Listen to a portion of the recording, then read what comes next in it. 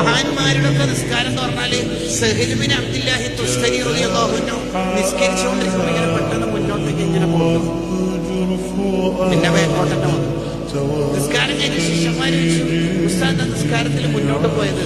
അതിന് മഹാന്റെ മറുപടി, ഞാനിങ്ങനെ ഖുർആന്റെ സൂറത്ത് ഓതിക്കൊണ്ടിരിക്കുമ്പോ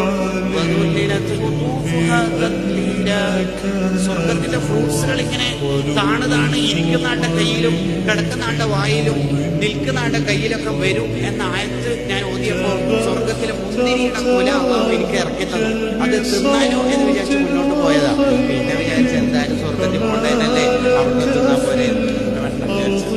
അല്ല, ഇത് മലക്കിനെ കുറിച്ചൊന്നല്ല പറയുന്നട്ടോ, മനുഷ്യന്മാരെ കുറിച്ച് അസ്സലാമു അലൈക അയ്യുഹൻ നബിയ്യു എന്ന് പറഞ്ഞപ്പോ വീണ്ടും അസ്സലാമു അലൈക അയ്യുഹൻ നബിയ്യു മൂന്നാമതും ചൊല്ലുന്ന കണ്ടു ശിഷ്യന്മാര്.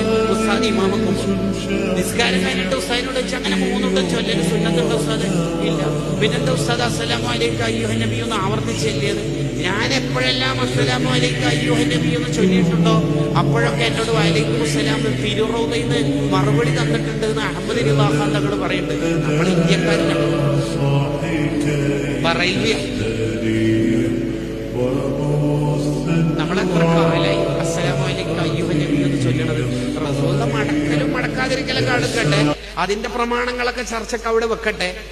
നബിതങ്ങൾ മടക്കണമെന്നും ഞാനിതെന്റെ ഹബീബായ തങ്ങളോടാണ് സലാം പറയുന്നതും എന്നുള്ള ബോധം ഫ്രം അഡ്രസ് കാരിക്കായ നമുക്കല്ലേ ഉണ്ടാവേണ്ടത്? അവിടെ കേട്ടെ. അപ്പൊ നമ്മള് ആകപ്പാട് നമുക്ക് പറയാനുള്ളത് 5 വക്ത നിസ്കാരമാണ്. ഇതിന് ജീവനില്ലെങ്കിൽ നമ്മളൊന്ന് ആലോചിച്ച് നോക്കിയേ.